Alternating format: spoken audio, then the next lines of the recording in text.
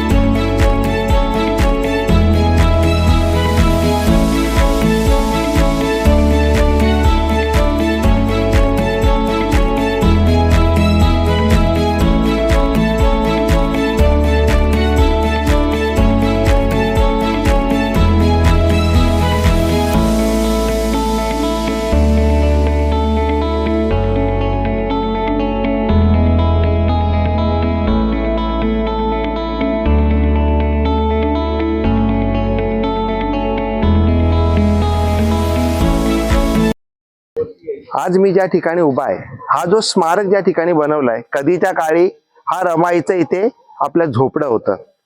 रमाईचा आपला जन्म 7 फेब्रुवारी 1898चा। रमाईच्या घरामध्ये भिकुजी धोत्रे यांच्या पोटी रमाईचा आपला जन्म झाला। रमाईला पकडून अशी हे 4 भावंड, मोठी अक्का, रमाई, शंकरजी आणि गौरा, अशी ही 4 मुलं। आणि ह्या 4 मुलांचा सांभाळ करत असताना रमाईच्या आईचं अर्थात रुक्मिणीबाईचं रमाईच्या वयाच्या 8व्या वर्षी निधन झालं। आणि त्यानंतर त्यांचे जे बाबा आहेत भिकुजी धोत्रे, हे इथे जवळ असलेल्या हार्डे धरणावरती मच्छीच्या पाट्या जे वाहण्याचं काम आहे ते करत होते। ते करत असताना एक दिवशी त्यांना रक्ताची उलटी झाली आणि त्यातच त्यांचा मृत्यू झाला। त्यावेळेस आपल्या रमाईचं वय होतं अवघं 9 वर्ष।